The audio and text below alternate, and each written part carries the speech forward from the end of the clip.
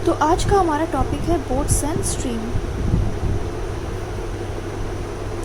Boats and stream होता क्या है, इसका मतलब क्या है? जब भी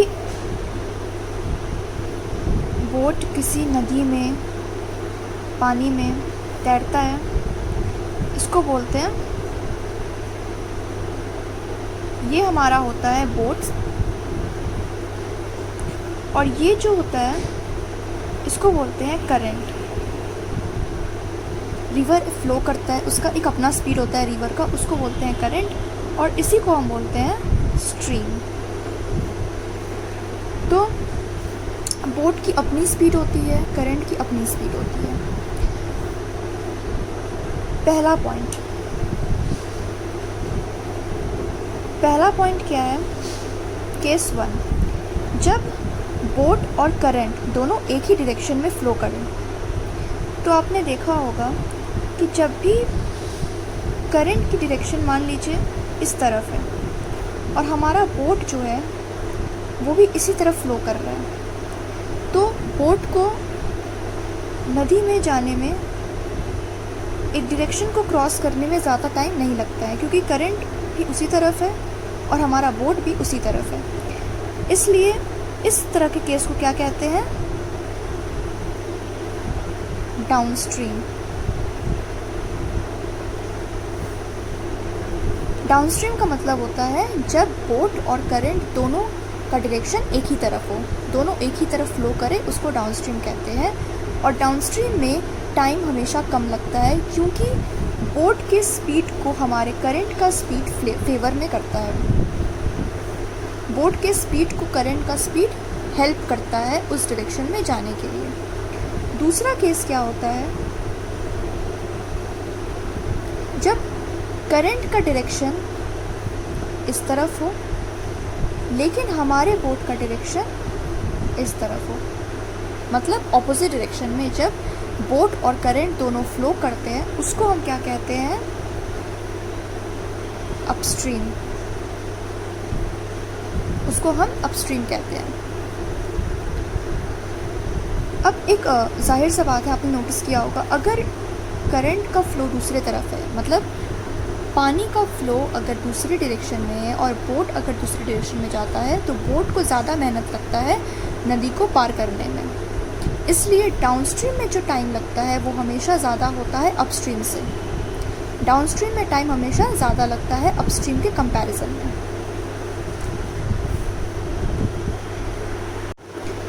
कुछ फॉर्मूला होते हैं बोट्स एंड स्ट्रीम्स के, जो मैं भी आपको लिखवा देती हूँ। पहला फॉर्मूला जो होता है वो होता है डाउनस्ट्रीम का। डाउनस्ट्रीम को हम इस तरह से लिखते हैं। इसका फॉर्मूला होता है बोट के स्पीड और करंट की स्पीड को ऐड करना, ठीक है? क्योंकि करंट हमेशा बोट की स्पीड को फेवर करता है, इसलिए इन दोनों के स्पीड को हम डाउनस्ट्रीम में ऐड करते हैं। अपस्ट्रीम में बोट और करंट का स्पीड दोनों अलग अलग डायरेक्शन में जाता है, इसलिए टाइम हमेशा ज़्यादा लगता है। इसलिए हम यहाँ पे बोट के स्पीड को लेस करते हैं, करंट के स्पीड को लेस करते हैं बोट के स्पीड से। ये दो फॉर्मूला हैं। तीसरा फॉर्मूला, अगर बोट का स्पीड निकालना हो जब डाउनस्ट्रीम और अपस्ट्रीम दिया हो, तब बोट के स्पीड को कैसे निकाला जाता है? डाउनस्ट्रीम के स्पीड प्लस बोट अपस्ट्रीम का स्पीड डिवाइडेड बाय 2। करंट के स्पीड को निकालने के लिए डाउनस्ट्रीम के स्पीड लेस अपस्ट्रीम का स्पीड डिवाइडेड बाय 2। तो ये 4 बेसिक फार्मूलाज हैं बोट एंड स्ट्रीम के। अगर आप इन फार्मूलाज को ध्यान से देखें तो कोई भी सम आप सॉल्व कर सकते हैं। क्लियर? अब हम चलते हैं क्वेश्चंस की तरफ। अब आते हैं हम क्वेश्चन की तरफ। हमारा पहला क्वेश्चन है, a boat takes 1/4 time in moving a certain distance downstream then upstream the speed of the boat in still water is how much percentage more than the speed of the current. तो इसमें क्या पूछा है, आप इस question को copy कर सकते हैं। इसमें कह रहा है कि एक बोट है जो कि 1/4 टाइम ज़्यादा लेता है अपस्ट्रीम में देन वो डाउनस्ट्रीम में लेता है। हमने रेशियो पढ़ा होगा, आपने पढ़ा होगा। अगर आपने नहीं पढ़ा तो मैं रेशियो की भी क्लासेस डालूँगी, आप उसको ज़रूर देखें। इसमें कह रहा है कि जो डाउनस्ट्रीम का स्पीड है और जो अपस्ट्रीम का स्पीड है, ठीक है, रेशियो में कह रहा है 1/4 जो डाउनस्ट्रीम का स्पीड है वो 1/4 है अपस्ट्रीम के स्पीड से। मतलब अगर अपस्ट्रीम का स्पीड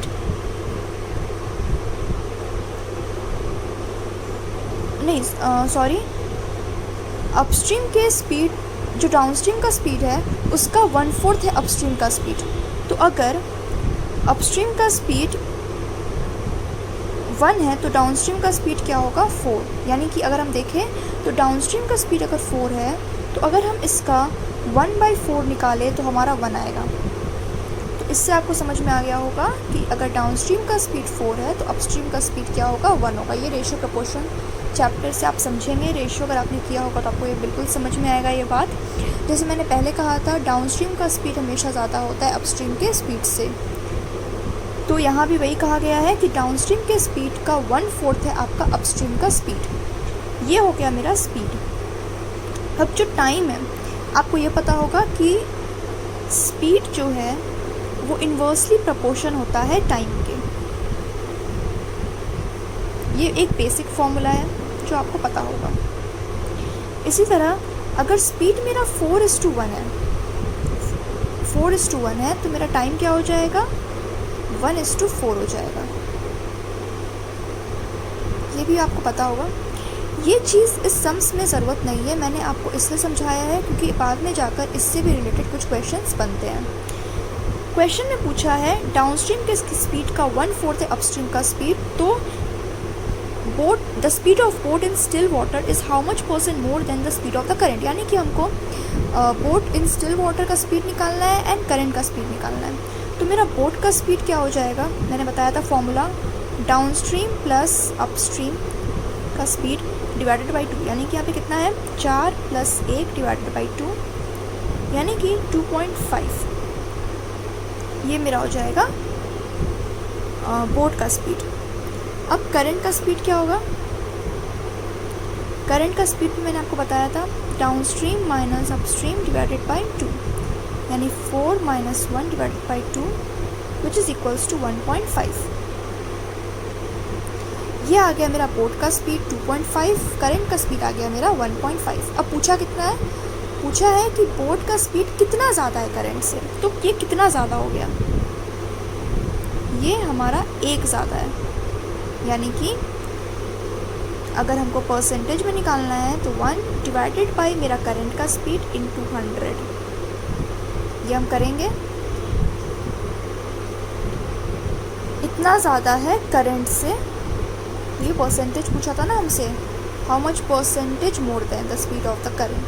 यानी कि जो भी इनिशियल होता है वैल्यू उसको हम नीचे लिखते हैं और फिर हम उस पर परसेंटेज को कैलकुलेट करते हैं। ये बात आपको समझ में आ गई होगी। तो ये हो जाएगा 66.6%। ये क्वेश्चन क्लियर हो गया। अब हम चलते हैं अपने दूसरे क्वेश्चन की तरफ। ये रहा हमारा दूसरा question. The speed of boat in still water is 25 km/h and the speed of current is 7 km/h. If a boat goes from place A to place B and return from place B to place A and it takes 6 hours 40 minutes in total, find the time taken by boat to cover twice the distance of AB downstream. इस question में क्या बोल रहा है, बोल रहा है speed of boat जो स्टिल वाटर में है वो कितना है 25 km/h है और करंट का स्पीड दे के रखा है 7 km/h। तो हम पहले लिखेंगे बोट के स्पीड को कितना दिया है 25 km/h और जो हमारा करंट है उसका स्पीड दिया है 7 km/h। एक बोट है जो प्लेस ए और प्लेस ए से प्लेस बी पे जाता है, मतलब ये एक प्लेस है ए बी, ए से बी जाता है, बी से फिर ए आता है। जब वो ए से बी जाता है उसको क्या बोलते हैं, डाउनस्ट्रीम। जब वो रिटर्न आता है तो उसको क्या बोलते हैं, अपस्ट्रीम। ये हम अज्यूम करते हैं इस चीज़ को कि जब ए से बी जा रहा है और जब बी से ए आ रहा है मतलब वो रिटर्न हो रहा है। रिटर्निंग के टाइम बोट का डायरेक्शन और करंट का डायरेक्शन हमेशा अलग होता है, इसलिए उसको डाउनस्ट्रीम बोलते हैं। और जाते टाइम बोट और करंट का स्पीड एक ही डायरेक्शन में जाता है तो उसको हम डाउनस्ट्रीम बोलेंगे, और इसको अपस्ट्रीम बोलते हैं जब उल्टे डायरेक्शन में जाता है। तो जाते वक्त डाउनस्ट्रीम था, आते वक्त वो क्या था, अपस्ट्रीम था। अब उसको क्या बोल रहा है, रिटर्न फ्रॉम बी टू ए, मतलब ए से बी गया, बी से ए आया, उसको टोटल में 6 आवर 40 मिनट्स लगा। मतलब कहने का मतलब है, फॉर्मूला क्या होता है, speed equals to distance by time, या फिर time equals to distance by speed, या फिर distance equals to speed into time. ये बहुत बेसिक फॉर्मूला है जो आप लोग स्कूल से पढ़ रहे होंगे, इसलिए मैंने ये फॉर्मूला आपको नहीं बताया। ओके, तो अब यहाँ पे क्या बोल रहा है, डाउनस्ट्रीम गया अपस्ट्रीम आया, मतलब डाउनस्ट्रीम गया तो उसका फॉर्मूला क्या हो जाएगा, डिस्टेंस बाय स्पीड। यानी कि डिस्टेंस मेरा कितना था ये हमको नहीं पता, मैंने डी मान लिया डिस्टेंस को। अब मेरा टाइम क्या होगा, मेरा स्पीड क्या होगा। मैंने बताया था डाउनस्ट्रीम का फॉर्मूला क्या होता है, डाउनस्ट्रीम का डिस्टेंस डिवाइडेड बाय डाउनस्ट्रीम का स्पीड। तो डाउनस्ट्रीम का स्पीड क्या होगा, बोट का स्पीड प्लस करंट का स्पीड। ये फॉर्मूला मैंने आपको पहले बता दिया है अभी, यानी कि 25 + 7 प्लस, अब मैं अपस्ट्रीम जा रही हूँ, ये मेरा अपस्ट्रीम का डिस्टेंस है। अपस्ट्रीम का फॉर्मूला होता है बोट के स्पीड को लेस करना है, करंट के स्पीड को लेस करना है बोट के स्पीड से, यानी कि 25 - 7। ये जो टोटल टाइम है, ये टाइम हुआ ना, डिस्टेंस डिवाइडेड बाय स्पीड, ये टाइम और ये टाइम मिलाकर उसको टोटल कितना लग रहा है, 6 आवर 40 मिनट्स। 40 मिनट्स को भी हम आवर में कन्वर्ट कर लेंगे, ये कुछ इस तरह से हो जाएगा। अब ये हो जाएगा distance divided by 32 plus distance divided by 18। ये क्या हो जाएगा, 6 2/3। ये हो जाएगा 6 2/3। अब इसको क्या करेंगे, हम ऐड करेंगे, ये हो जाएगा 50 डिस्टेंस डिवाइडेड बाय 32 × 18। इसको आप सॉल्व भी कर सकते हैं। अगर आप स्कूल की एग्ज़ाम दे रहे हैं तो आपको पूरा ये दिखाना पड़ेगा करके सॉल्व, लेकिन अगर आप किसी कम्पिटिटिव एग्ज़ाम की तैयारी कर रहे हैं तो वहाँ हमारे पास इतना टाइम नहीं होता इसको सॉल्व करने का, तो इसको आप इनटू में ही करके छोड़ दीजिए। अब ये हो जाएगा 6 3 × 18 + 2 20/3। मेरा डिस्टेंस क्या हो जाएगा, 20/3 × 32 × 18 डिवाइडेड बाई 50। ये हम कर देंगे। जैसे मैंने पहले ही बताया, अगर आप कम्पिटिटिव एग्ज़ाम की तैयारी कर रहे हैं तो आपको इतना सॉल्व करने का ज़रूरत नहीं है, मतलब आपको शॉर्ट करना होगा, शॉर्टकट में आपको सॉल्व करना होगा। यहाँ क्या बोल रहा था, find the time taken by boat to cover twice the distance of A B downstream. मतलब कि अब जो ये मेरा डी आएगा इसका डबल वो कवर करता है डाउनस्ट्रीम में कितना, ये क्वेश्चन है आपका। तो आप क्या करेंगे, ये मेरा डिस्टेंस आ जाएगा, ये मेरा एक तरफ का डिस्टेंस आएगा ना। अब देखो, हम ए से बी जाए या बी से ए आए, डिस्टेंस तो मेरा इक्वल ही रहेगा, ए बी और बी ए दोनों का डिस्टेंस तो इक्वल रहेगा। किसी एक का निकाल लो तो दोनों का निकल जाएगा। लेकिन यहाँ पे पूछा क्या है कि ए बी गया वो डबल डिस्टेंस, मतलब ए बी जो डिस्टेंस आया यानी कि ये जो आया इसका 2 गुना डिस्टेंस वो ट्रैवल करता है डाउनस्ट्रीम में कितना। तो अगर मैं इसको इंटू 2 कर दूँ तो ये मेरा टोटल डिस्टेंस आ जाएगा जितना क्वेश्चन ने पूछा है। ए बी 2AB निकालना है ना हमको, डबल ऑफ ए बी, तो ये तो ए बी का डिस्टेंस है। तो अगर मैं इसको 2 कर दूँ तो ये 2AB हो गया। अब पूछा है डाउनस्ट्रीम में कितना टाइम लगेगा उसको, मतलब डिवाइडेड बाई मुझे क्या करना होगा, मुझे डाउनस्ट्रीम के स्पीड से डिवाइड करना होगा। तो अगर मैं इसको डिवाइड करूँ तो मैं किससे करूँगी, डाउनस्ट्रीम के स्पीड से, जो कि मेरा कितना था 32, तो ये 32 हो जाएगा। आप फिर से क्वेश्चन देखिए, find the time taken by boat to cover twice the distance of A B downstream पूछा है, डाउनस्ट्रीम, इसलिए मैंने डाउनस्ट्रीम के स्पीड को लिया है। ठीक है, अब मैं इसे कट करूँगी, कट गया ये 3 6 जा तो कितना आ गया, ऊपर आ गया 24, नीचे 5। इसको सॉल्व करिए आप, क्या आएगा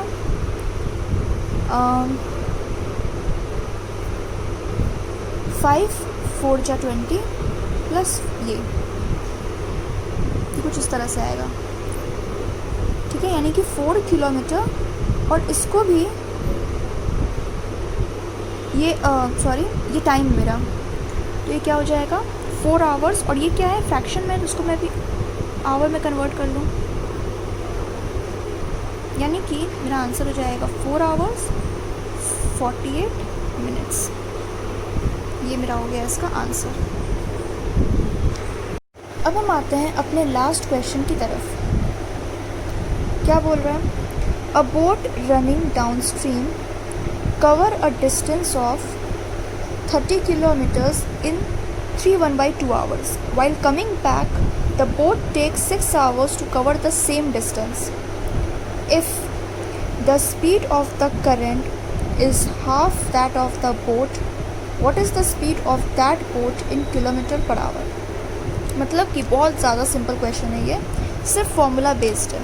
इसमें क्या करना है, इसमें बोल रहा है एक बोट है जो डाउनस्ट्रीम में कवर कर रहा है एक डिस्टेंस को, 30 किलोमीटर डाउनस्ट्रीम कवर कर रहा है 3/1/2 आवर्स में। मतलब कि मेरा जो डाउनस्ट्रीम है इसका स्पीड क्या हो जाएगा, डिस्टेंस कवर कर रहा है 30 किलोमीटर और टाइम क्या ले रहा है 3/1/2 आवर्स, यानी कि 7/2 आवर्स, यानी कि ये 60/7 जो है ये मेरा डाउनस्ट्रीम का स्पीड है। अच्छा, अब अपस्ट्रीम का भी स्पीड दिया हुआ है यहाँ पे क्या बोल रहा है, and while coming back the boat take 6 hours to cover the same distance. मतलब डिस्टेंस मेरा 30 है और 6 घंटा लग रहा है, यानी कि आते टाइम मेरा स्पीड क्या है 5 किलोमीटर पर आवर, जो कि ऑब्वियस है, ये डाउनस्ट्रीम का स्पीड हमेशा ज़्यादा होगा अपस्ट्रीम के स्पीड से, ठीक है। अब पूछा क्या है मेरे से पूछ रहा है what is the speed of the boat in kilometre per hour. तो यार एक फॉर्मूला मैंने आपको बताया था, बोट का फॉर्मूला होता है downstream plus upstream divided by S divided by 2। Downstream के स्पीड को अपस्ट्रीम के स्पीड को प्लस करके डिवाइड बाय 2 करना होता है, ये बोट की स्पीड का फॉर्मूला होता है। मुझसे पूछा तो बोट का स्पीड ही है, तो मैं डायरेक्ट ये फॉर्मूला लगाऊंगी। तो मेरा डाउनस्ट्रीम का स्पीड क्या है 60/7 प्लस 5 डिवाइडेड बाई 2। इसको मैं जब सॉल्व करूँगी तो ये क्या आएगा 60 + 35 यानी 95 डिवाइडेड बाई 14। यहाँ तक समझ में आ गया सबको। अब ये जो आया है इसको आप सॉल्व कीजिए, यही हो जाएगा मेरे बोट का स्पीड। यानी कि अब यहाँ पे देखिए इस क्वेश्चन को बिना मतलब का बड़ा किया गया है। यहाँ क्या बोला, if the speed of the current is half that of the boat. मतलब इस लाइन का तो कोई ज़रूरत ही नहीं है ना, मेरा क्वेश्चन तो बस इससे सॉल्व हो जाएगा। ये जो ऊपर के 3 लाइन इसी से सॉल्व हो जाएगा। ये लाइन बिना मतलब का आपको मैनिपुलेट करने के लिए दिया गया है, आपको बेवकूफ़ बनाने के लिए, आपका टाइम वेस्ट करने के लिए ये लाइन दिया गया है। आप तो इसी से निकाल सकते हैं इसीलिए। तो आज का मेरा ये सेशन यहीं पर ख़त्म होता है। अगर आपको ये वीडियो अच्छा लगे तो इसे प्लीज़ लाइक और सब्सक्राइब करिएगा। आगे मैं और भी कुछ क्वेश्चंस डालूंगी बोर्ड्स एंड स्ट्रीम्स से, अदर चैप्टर से भी बिल्कुल डालूंगी। आप प्लीज़ मुझे फॉलो करते रहिए। Thank you so much.